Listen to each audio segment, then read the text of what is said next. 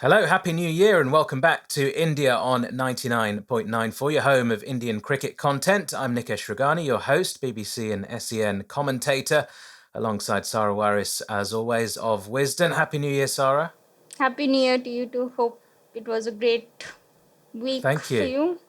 And when do we stop saying Happy New Year? It seems like everybody you meet in January for the first time, you're saying Happy New Year. Is there a cut-off period for you? Maybe the 10th or something like that? Till till 31st January, it's Happy New 31st. Year. Okay, so all Yeah. month. All month we're allowed to say it Yeah. to people we've not seen before. So Happy New Year to all of you listening. I hope last year was a good one, but if not, we hope that you get many blessings in the forthcoming year. 2023 will hopefully be a good one for not only you, but the Indian cricket team, the men's, the women's teams as well. And we'll obviously bring you as much of that reaction to all of their matches and series over the forthcoming 12 months as well, God willing. So,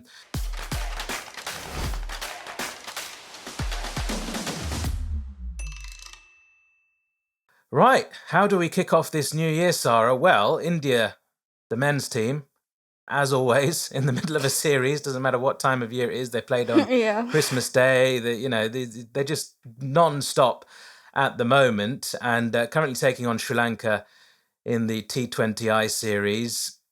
Not going particularly well. Won the first match, second match. I mean, look, we'll discuss it in detail once the series is over, but it wasn't great, was it? Yeah. Valiant effort with the bat, not good enough with the ball. Shall we say that? Yeah. Another top order It's the failure as same. well. Yeah, it's the same issues at the top of the order. Ishan Kishan, was just looking at his stats. He averages 118 in his last 10 T20 innings. So it's almost like, you change the opening combination, you get in whoever, but the fact that they are going to strike at less than 120 is fixed in Indian cricket. And yeah, that's the issue. Even Shubman Gill is T20I is his best format. I wouldn't really say so. He's been with KKR for 4 or 5 years. I've been frustrated. He's left me frustrated as an opener more times than he's played those match winning knocks. So I think I'm particularly like I know what he's capable of in the format and also what he's not capable of. So yeah, it's just the best opening pair was Prithvi Shaw and all those issues as Yeah, usual. But yeah, we'll talk about it uh, going forward more in yeah. detail. And we'll also Yeah. talk about the bowling as well. But I just want to say one Hmm. thing. You know, we've been calling for Umar Malik to be in the side. 3 overs was beautiful, going at nines, which can happen too quickly. Nines is respectable when you've taken 3 wickets.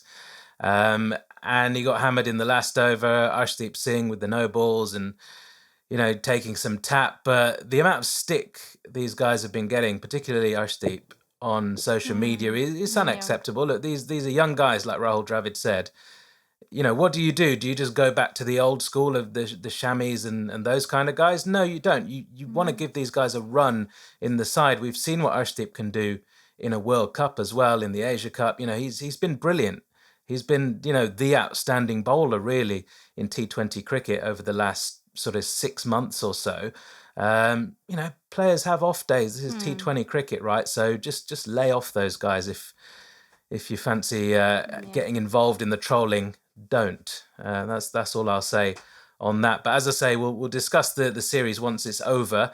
There's ODIs to be played between the two as well. But our focus today, Sarah, is going to be on this new sort of announcement from the BCCI that they're going to look ahead to the 2023 50 over World Cup later on this year. They're going to get a pool of 20 players involved.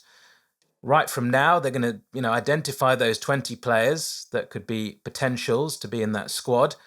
And then they're just going to give it a good go. And the planning seems to be a little bit more organized, at least from what they're saying. That look, we've got X amount of months till the World Cup. This is our plan. We're going to have this squad. We're going to whittle it down to 15 or whatever it is by the time the tournament comes around. And it's going to be 15 out of these 20 players. We're going to identify them now. There's the IPL to come. There's a few bilateral series to come as well between now and then. And then that decision will be made. First and foremost, what do you think of that? As I tweeted the day this came out that BCCI, knowing the BCCI, there are going to be 30 players involved in the next 10 months. I can guarantee you that that's what's going to happen. And if it's true, if they're really like keen to stick to this, it's a very good move, because we've spoken about the fact that you can't even shortlist 25 or 30 players right now, because there's so many players who've been playing with the senior players opting to play in T20Is, so the younger guns got a go in ODIs in the last few years. So there are so many candidates, and if they're really keen on sticking to it, it's a good move. The other thing which came out of this meeting was the fact that the BCCI has will take a look at the workload management of the players during the IPL, and they will consult the NCA and then maybe direct the franchises as to if Bumrah should play all matches or should not play all matches. What do you make of that step? I think that was the most interesting announcement for me. Yeah, well, I actually mentioned that last year, and a lot of people agreed. A Yeah. lot of people, gave me stick for it. It was basically off the back of Bumrah and his injury problems last year, and the fact that I tweeted a stat about how he plays so much IPL. And I'm not saying he prefers playing for the Mumbai Indians over India. That's there was nothing of the sort. But it's just a stat that he's played 59 out of the last 60 games that the Mumbai Indians have played. So pretty much, and I think he was only the one he missed, he was rested for. So it wasn't as if he was injured for that. So he was fit and available, but it was a meaningless match. So they didn't bother playing him in it because they wanted to rest him for the playoffs, which is, a tactical thing. So basically, if that was an important match, he would have played every single match for the Mumbai Indians out of the last 60 available. And for India, those stats in T20Is in particular, I mean, I know he's rested some of the time, but he's available for a quarter of those games probably. So I was just pointing out that fact that they're running to the ground really in the IPL, and there should be more workload management. IPL is a BCCI run tournament. Yes, the franchises have paid a lot of money for these players and they pay them big salaries, but at the end of the day, what is the point of the IPL from the BCCI's point of view? Yeah, they love money. They everyone loves money, the BCCI, and of course it's a profit making scheme. But initially, when the IPL was set up, it was to bring, get the best of Indian talent, get the best of overseas talent, and create this pool for India to, learn these skills off these legends like Shane Warne who are coming over, and some of these other, legendary players in the early days, the Muralis and all these guys, and just have that sort of integration, play against these players, learn from them, play, with them, against them, whatever it might be. And ultimately, that would increase India's talent pool, and the skills would improve, and India would become this dominating force in world cricket. So the good of Indian cricket, is the point I'm trying to make, is ultimately what the IPL is there for. And look, you want your best players involved, but maybe if there's a World Cup on the horizon, you want to tell the franchises, and the BCCI, I think, should have every right to tell the Mumbai Indians, for example, that look, Bumrah is available to you if he's fit. However, we want to monitor his fitness as well. We want our own BCCI medical person monitoring him. If we feel that he needs to sit out a couple of games, then we'll sort of give you that direction. I don't know quite how it will work exactly, but there needs to be some sort of plan in place that, look, this guy's coming back from a serious injury. He can't play all 14 matches in the group stage. That's impossible. Maybe, he can play 10. You pick which 10, however it works out. I think it's a great thing. And ultimately, these guys, want to win World Cups for India, right? Winning the IPL is great. Rohit Sharma's won 6 of them as a player, 5 of them as a captain, but he's not won anything with India, right? He's won a Champions Trophy, right? That's all he's won with India, and that was as a player. But as a captain, that would, sort of cement his legacy as a brilliant international cricket captain by winning a trophy with India, or getting to a final.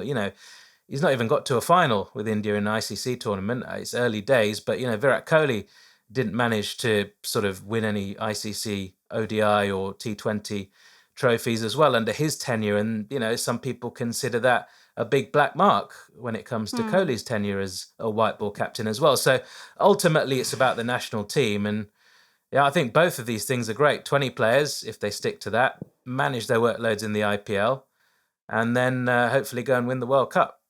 Yeah, I agree totally. And the fact that Rohit, Bumrah, and Virat Kohli together have played one ODI since 2020.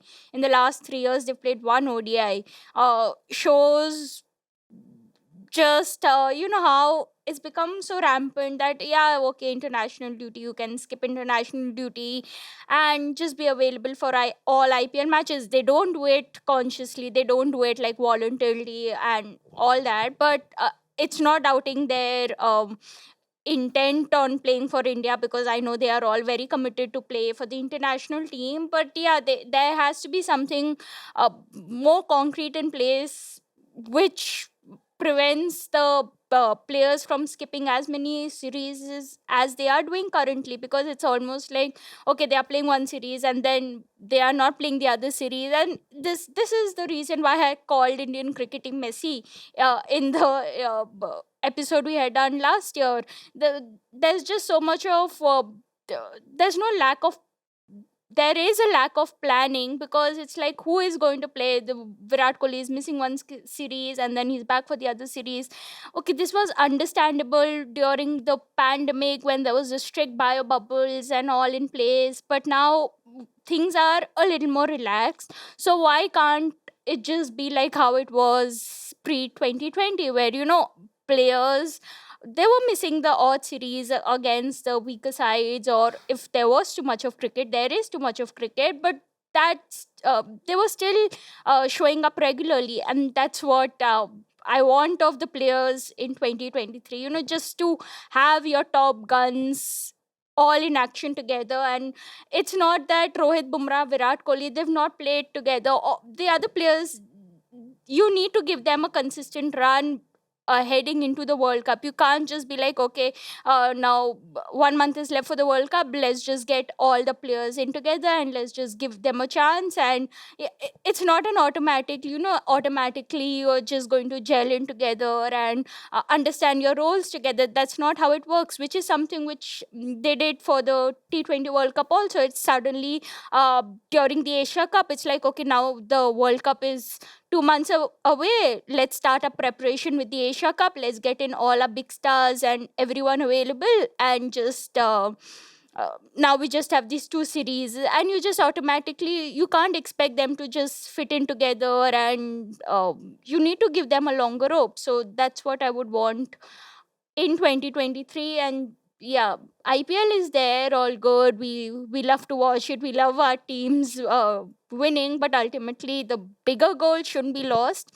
As you said, I don't know how it's going to work, because obviously a few franchises are not happy with it. They are like, the BCCI can't direct us how many matches a player is going to play, because we've paid for the whole season, paid them for the whole season, and they should have informed us before the auctions and all that.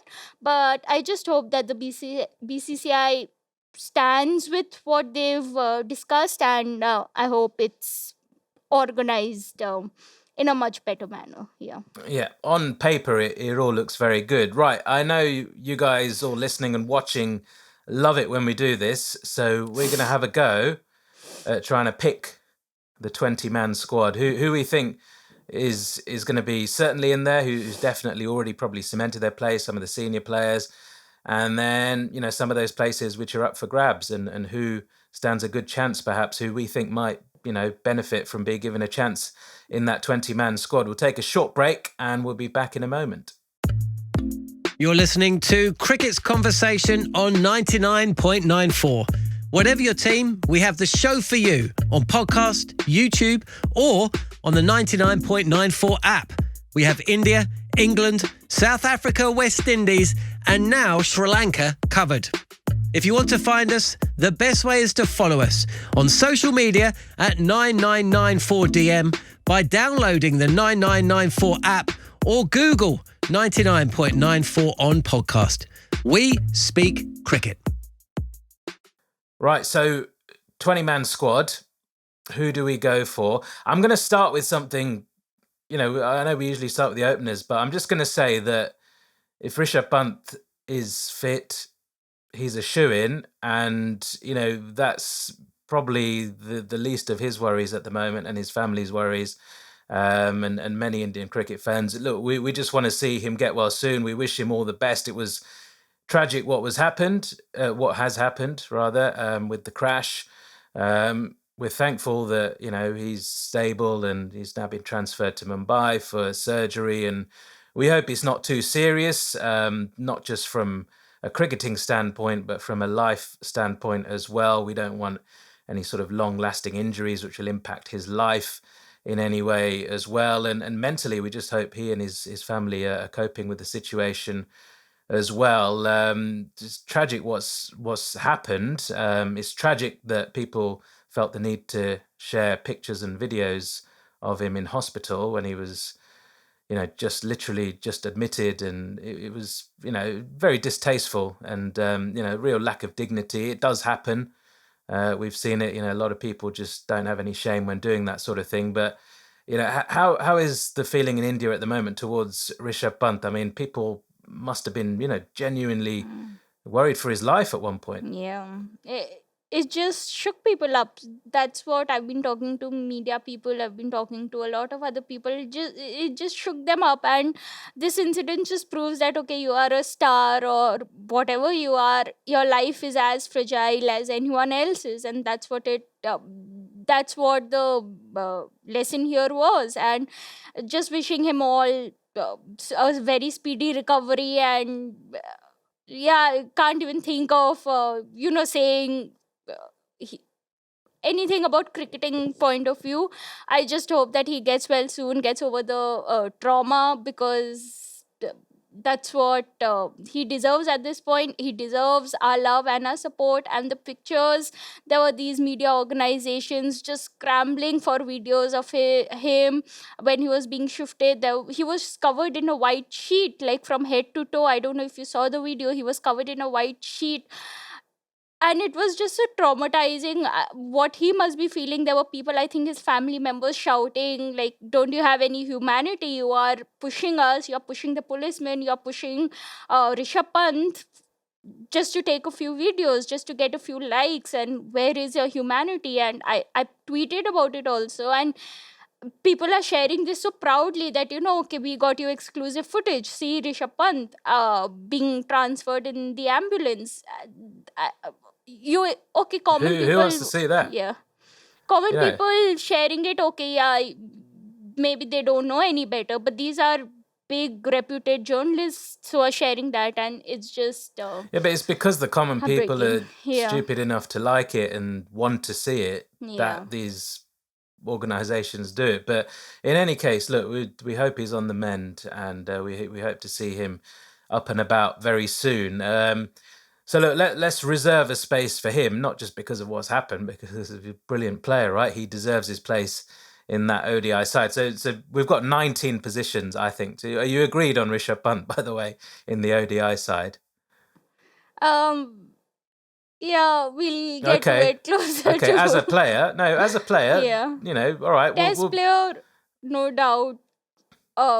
Legend. I'm already calling him a legend in test cricket, but white ball cricket, but yeah, not the right time to discuss about his cricketing credentials or anything. So yeah, we'll get to it when we get to it later okay. on. So Yeah. let's talk the players who we think are going to be in there. We can start with the batters. Do you want to tell me who you think the openers will be? Obviously, Rohit is in Yeah, there as captain, and then who else? I think there's Shubman Gill in my list.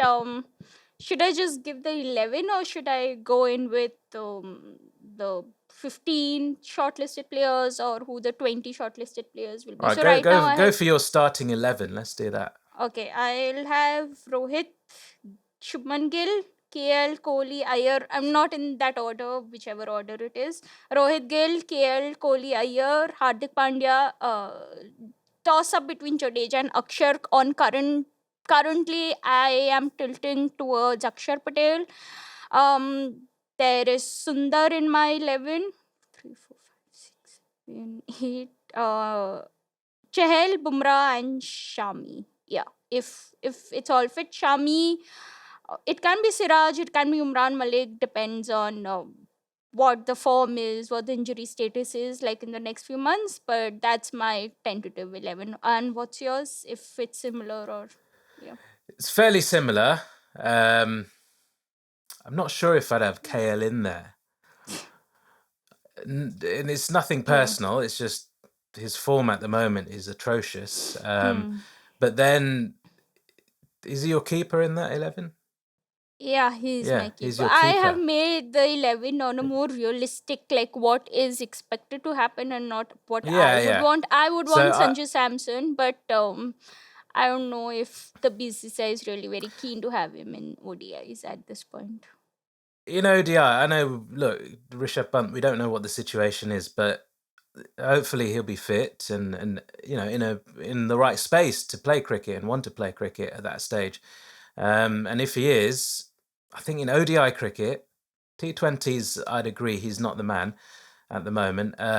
In ODI cricket, at home as well, let's remember, on these grounds which, suit his sort of style and he has had success.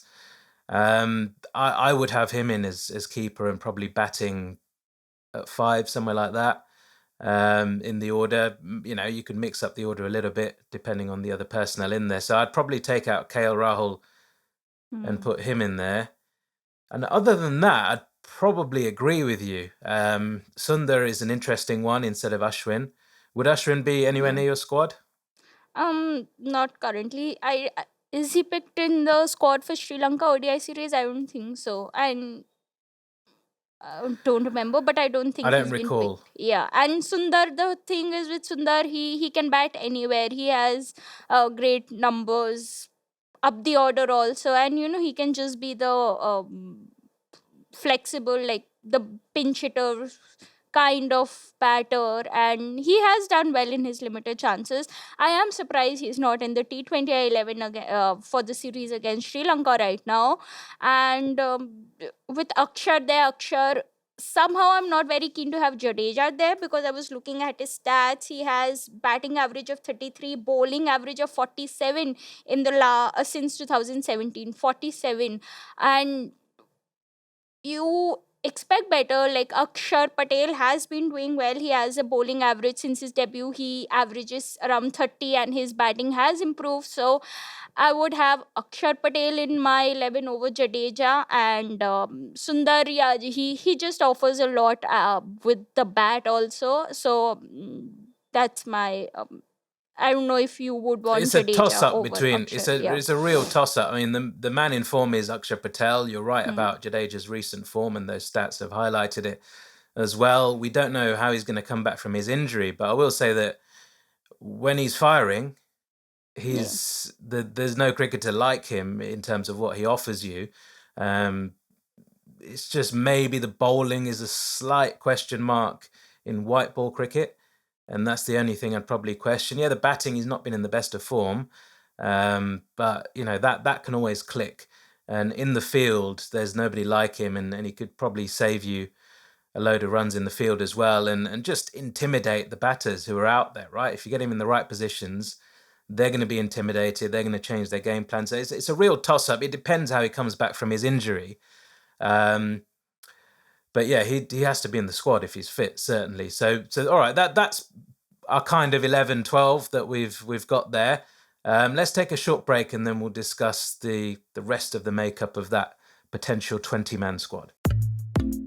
If you love the language of cricket and want more, then head over to the 99.94 app and you can hear all of our podcasts and cricket commentary. We're adding new shows all the time and covering cricket series from all over the world. Be the first to hear all of our announcements by following us on social media at 9994DM. Welcome to Cricket's Conversation. Everybody's time comes up at some stage. I personally wouldn't have Bhuvi in there. Are we agreed? Yep. Same. Yeah.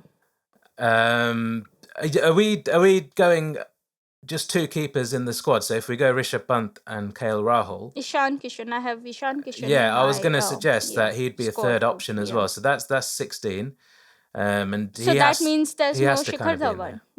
there. That means there's no Shikhar Dhawan. Do you think Yeah, well, India will suddenly come back to him? They've dropped him for Sri Lanka ODIs, yeah. which like is a welcome move. I didn't expect that. So Maybe they've yeah. decided to move on from him. Another thing as well, by the way, just before, so we've got 16 at the moment in this potential squad. Who the hell is picking this squad? Because apparently the selection committee was sacked, It's but Chetan now Sharma. apparently Chetan Sharma's back in. So what, was he sacked? Did his tenure just come to an end and they've just reappointed him? That's a bit of a joke, and that's a bit of a shock as well, because let's face it, they fucked up, didn't they? They fucked up on a few occasions in the last 12 months. And what is this? Like, you fuck up and you get your contract extended? Is this the world we live in? It was just a knee-jerk reaction from the BCCI. Just sack them, and it's been 1.5 months since that happened. Yeah. And they're still there picking squads, and no, but apparently he's going to be the new. I've heard reports that he's going to get a new term, not just that he's doing it for now before they pick a new panel. He's going to be apparently. These are reports coming out from some reputed journalists that I've seen. That Chetan Sharma is going to be the man back in charge. He's going to get a new term as chief selector, which I think is a bit of a joke. But as I said, this episode is going to be redundant in the next few months when we suddenly see 30-35 players in the Indian team being played out, and we are like, okay, how did Gaikwad suddenly come in? Okay, how did this person suddenly come in? So anything BCCI does really isn't a surprise anymore. So not let's see. Let's see who's in charge in the next month or so. So if Ishan Kishan is our 16th player, so we've got 4 potential openers then, haven't we? We've got Rohit, we've got Shubman Gill, KL Rahul can bat in the middle or at the top, and Ishan Kishan. Yep. Even Rishabh Pant, if you really want to go for it or whatever. So there's at least 4 opening, openers there, potential openers. So that, I think that's covered. Do we need somebody else in the middle order? We've got Jadeja. Surya Kumar Yadav is there. So do you think he gets in? His list A stats not that impressive. 35 average, ODI 32 average. So I know people mix up formats. Selectors will probably give him a go. But do you think Surya Kumar fits in? Especially Iyer is there. And I don't want them to be dropping Iyer. So Surya Kumar, does he fit in? Does he not fit in your 20-member squad? If it's a 20-man squad, I'd be tilted towards it. And the reason being is that, look, Kohli's going to miss a series or 2 or some games. There's going to be players who, bring these other guys in and give them a chance. And if they perform, great. They give you a good headache when it comes to the World Cup. If they don't, then fine. You already knew that they weren't sort of in your best 15 anyway. Just given his T20 form, I know it's a different format, but just given his form at the moment, just give him a go, right? He's scoring, decent runs in first class at the moment as well, at a good lick. So just, he gives you something different, doesn't he? And I think on Indian pitches as well, where there's not going to be that much assistance for the seamers early on, and there'll be a bit of spin, which he's fine with. I think he'll be absolutely fine if he does get that opportunity. If there are injuries or whatever, he's not a bad option to have. I'd potentially lean towards him. Would you, or are there any other options?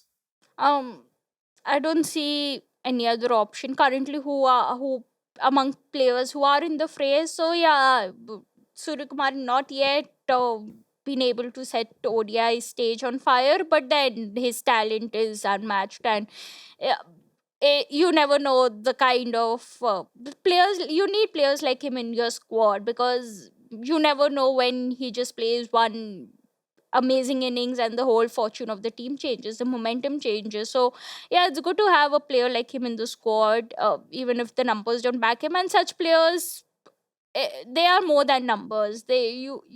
okay, they've not done well, but you know what they are capable of. Do you know So what? Sometimes yeah. it's, you look at players' first class stats or list A stats or whatever before they've played enough of that format internationally, or sometimes they've not even made their debut. And I always hark back to somebody like a Marcus Trescothick, who was a brilliant opener for England across formats, really. And, at that time, England were rubbish at white ball cricket. He was probably, along with maybe Vikram Solanki, at the top of the order, and Nick Knight. They had three openers during that era who actually were quite successful in ODI cricket, but the rest of their side was rubbish, whether it was middle order batting, bowling, whatever. They were just rubbish.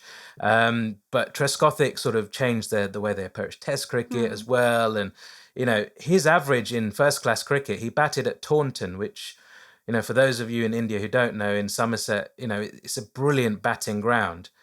However, having played a significant chunk of first-class cricket in his career before he made his Test debut, his average was 30 with the bat, which is very, very rubbish. It's average at best, but it's you would never consider somebody like that to get an international call-up.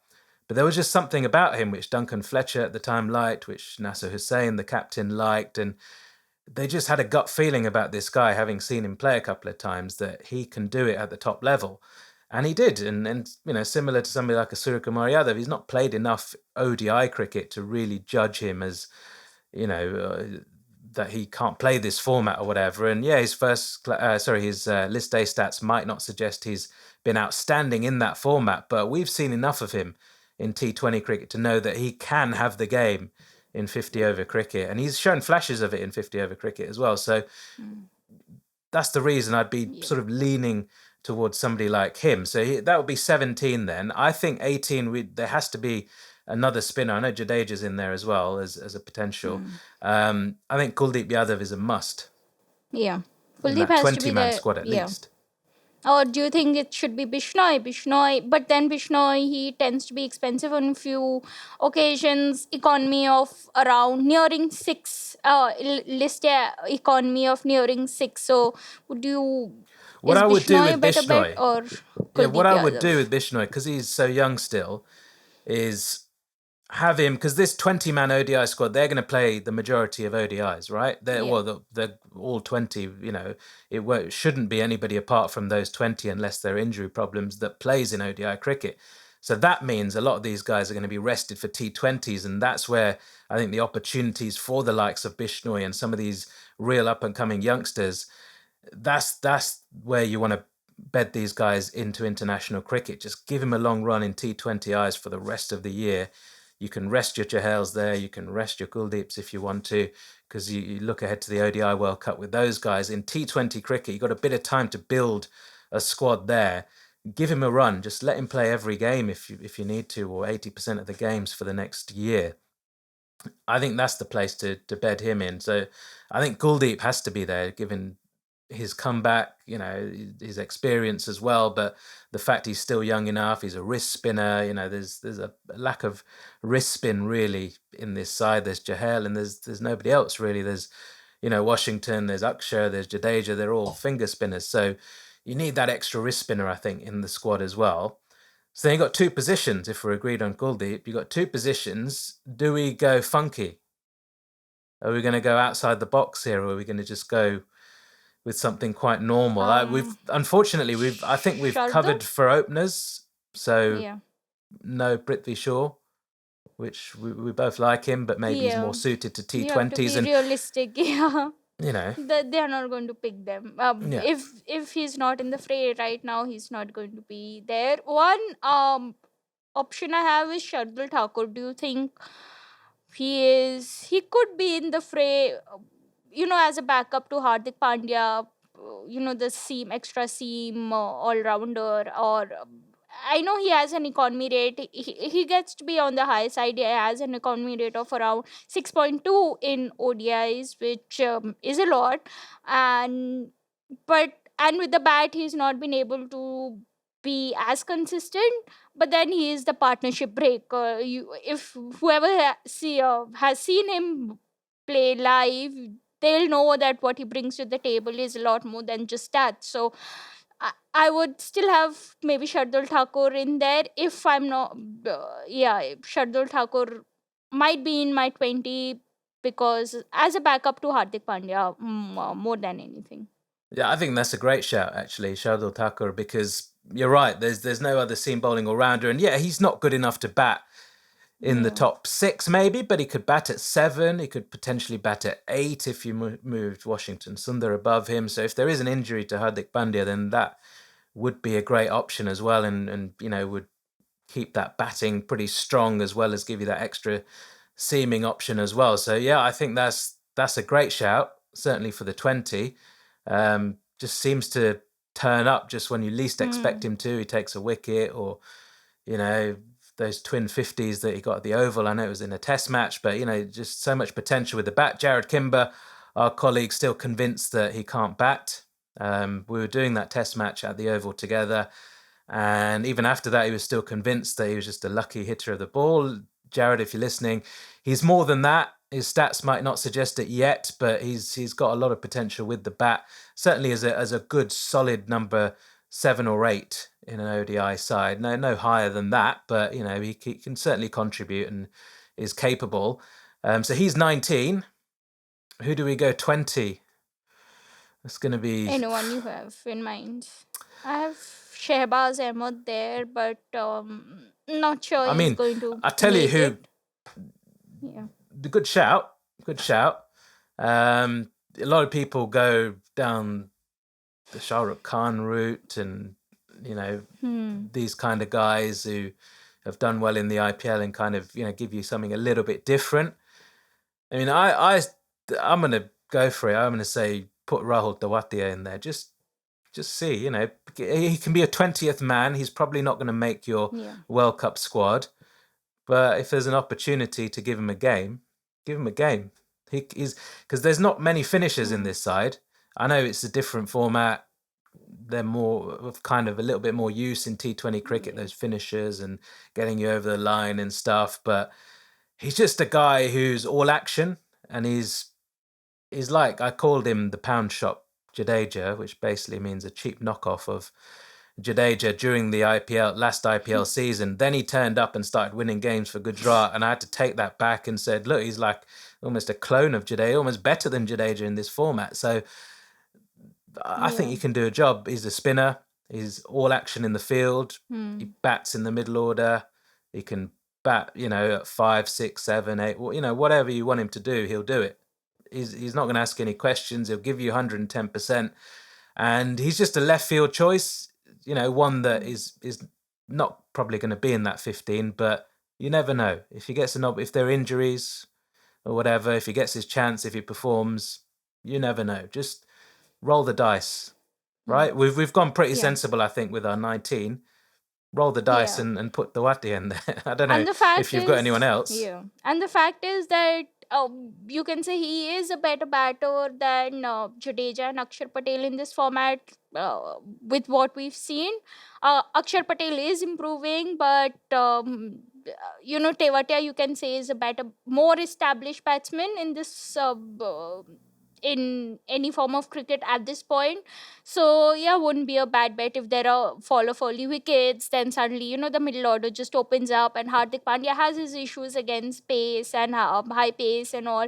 So it would be a bad move to have someone more established at number 6, 7, or whoever in the batting order. I know he might not be in the 11, but yeah, as you said, not a bad move to possibly just get him in, and he's another left-hander, so would be nice to have just mix up the left-handers, because India have struggled with finding left-handers. There is Ishan Kishan there, but realistically, if he doesn't play, then there's just Pant. If Pant doesn't play, then uh, there's just one left-hander in the entire batting order, which is Jadeja or Akshar Patel at number 7. So yeah, wouldn't be a bad move to have someone like Tewatia in the 11, or in the 15 or the 20. Yeah. Well, and also just a little nod to him and what he's done domestically through his career so far. Just a little nod to, acknowledge all his good work as well, and give him that opportunity. Right, so that's the 20 that we'd potentially go for as of now. things could change, of course, in the next few weeks. As Sarah says, they might end up playing 35 players before that World Cup. Who knows? But the plan is there for that 20-man squad to be put in place. And, that's the squad that we think they'll probably go with, at least the 15, maybe the first 15 that we chose. And then, we've made some selections as well. So let's see what happens. As I say, we're in the middle of this T20 series at the moment. We'll review that once the series is over. There's the ODIs to come as well. So lots of cricket happening. It's all action. The Women's T20 World Cup is going to come round pretty quickly as well. So we'll keep you across that as and when we can. But that's all we've got time for on this episode. Thanks for joining us and see you soon.